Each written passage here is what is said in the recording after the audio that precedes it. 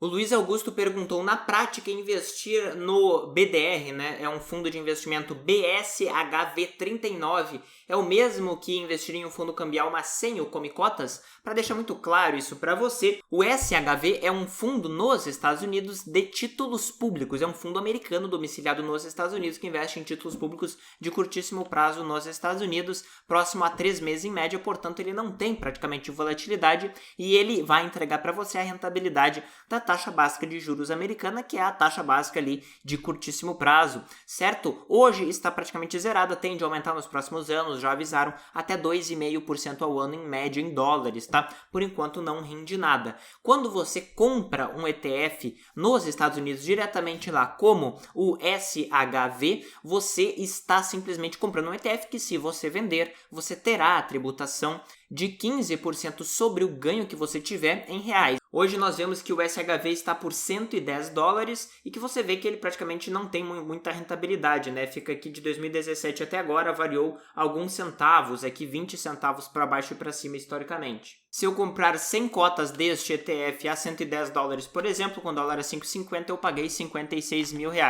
Só que se eu quiser vender este fundo depois e o dólar estiver a 5,50, supondo que ele não tenha rentabilidade, porque ele praticamente não rende nada, certo?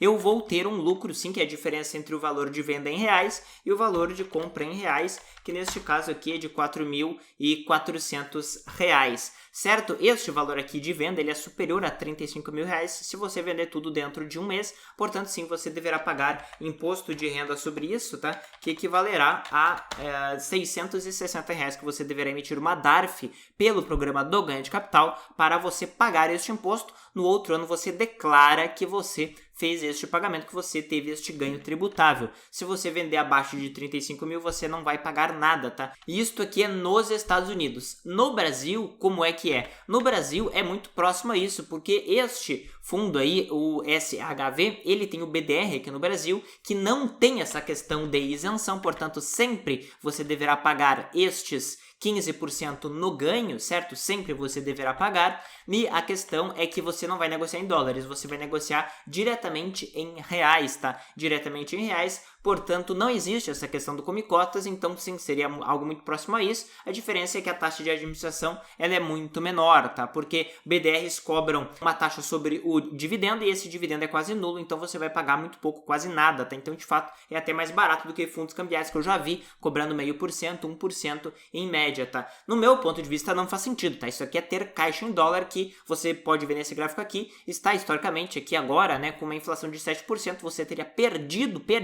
esse capital até próximo ao que você observa no Brasil. Então eu ficaria longe de qualquer coisa que seja caixa, tanto em reais quanto em dólares de maneira geral. No Brasil pode-se fazer uma exceção se você quiser investir em reserva de emergência, porque aqui a nossa renda fixa paga muito mais em termos reais acima da inflação. Certo, Luiz?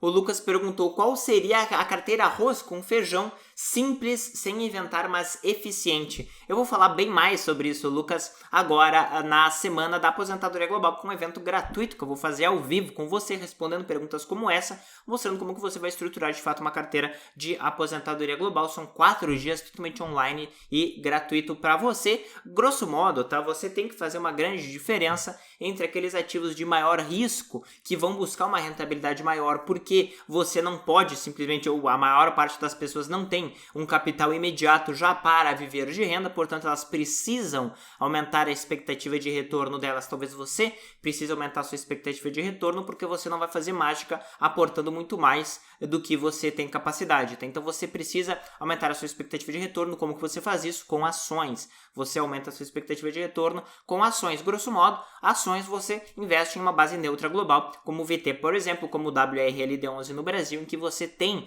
essa maior exposição a ações. As pessoas confundem muito e acham que vou ter uma rentabilidade enorme, quando na realidade esta base neutra que eu falo tanto, na realidade são o que são? São grandes multinacionais, a maior parte em moeda forte, 85, 90% das empresas são de países desenvolvidos em moeda forte, portanto você já não tem um risco de moeda fraca, então você já começa reduzindo o risco por aí. A volatilidade histórica fica em 16% ao ano, isso é metade do Ibovespa, então praticamente não existe nada que você possa investir no Brasil que seja próximo do nível de segurança como esta base neutra, certo?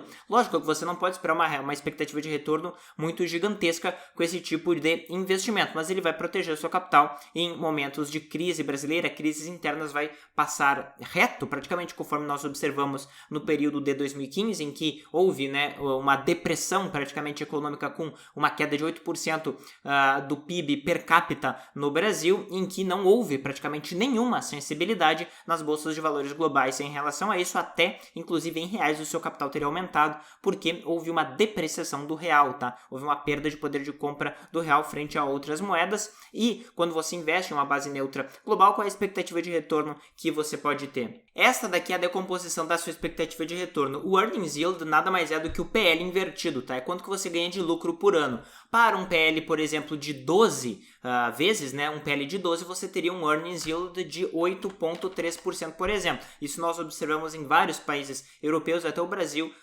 historicamente, tinha um PL invertido, né, no caso um Earnings Yield próximo a isso, tá? Então 8,3%. O crescimento real, você tem que considerar quanto que a economia real ela vai crescer de maneira geral. O Brasil, historicamente, rendeu muito pouco. Agora, nos últimos 10 anos, nós não tivemos nada de crescimento. Esse é o motivo pelo qual a Bolsa também não cresceu muito. Vou colocar aqui um crescimento global, né? Se for uma carteira global, de 2%. A inflação você escolhe, não vai ter nenhum impacto real, né, para você, mas vou colocar aqui, por exemplo, 2,5%, no caso 3% aqui, né, um crescimento da inflação global, grosso modo das grandes moedas fortes, tá? E a variação de múltiplo é basicamente se as empresas que você tem vão voltar à média histórica de preço ou não, ou vão ficar mais caras ou mais baratas. Por exemplo, se a média de preço é 10 e elas estão a 5, a tendência é que elas revertam a média, portanto, dobrem de preço relativo, dobrem o PL, não é o preço delas, né, o preço cotado, é simplesmente a relação de preço sobre lucro, né? Então, isso aqui é o que a gente chama de múltiplo de preço, é a variação de múltiplo que nós observamos, por exemplo, nos Estados Unidos, que ocorreu de fato um encarecimento grande, né? Como você observa esse gráfico aqui do S&P 500, houve um encarecimento do múltiplo de preço, não é só das ações, tá? É do múltiplo de preço, que as empresas ficaram mais caras. Em geral, a variação de múltiplo ela é zero, tá? Porque empresas ficam mais baratas e mais caras do que a média, mas no final você vai ter um preço sobre lucro, né, médio histórico. Mas se hoje o mercado está mais caro do que a média, a tendência é que ele tenha uma performance negativa, pelo menos até ele se acomodar na média, tá? Então, se, por exemplo, hoje você tem aqui um preço sobre lucro que é o dobro da média histórica, por exemplo, nos Estados Unidos nós já observamos em que a média histórica era 16 e ele estava com uma relação de preço sobre lucro de 34, 32 vezes, ele deveria cair praticamente pela metade, tá? Isso daí gera uma queda praticamente anualizada de 5% ao ano na próxima década, somente para ficar com a precificação média histórica, tá? Não sei se a precificação média ela vai ser respeitada ao longo do tempo ou não, ou se o mundo mudou, talvez tenha mudado, mas em regra, tá? A variação de múltiplo ela é zero para o globo como um todo, porque você vai acabar investindo em vários períodos, tá? Tanto caros quanto baratos. Quando nós fazemos a soma disso aqui, quanto é que você pode render, né? Esperar render, basicamente em termos nominais em moeda forte, né? Que 12%, tá? Isso aqui porque você estaria investindo em uma precificação muito barata, que é um PL de 12, tá? Agora, se nós pegamos o que está hoje, aproximadamente um PL de 18, algo nesse sentido, você teria um earnings yield de 5,5 aproximadamente, portanto a sua rentabilidade nominal em moeda forte seria de 10 pontos percentuais por ano, tá? Considerando a inflação, então líquido para você ficaria aproximadamente próximo a 7%, que é o que nós observamos historicamente, certo? Então, se você gostou desse tipo de conteúdo aqui, eu vou fazer um evento sobre aposentadoria global, que é a Semana da Aposentadoria Global, online gratuito para você entender muito melhor o passo a passo desta questão toda de montagem de carteira, como que você seleciona os seus ETFs e as estratégias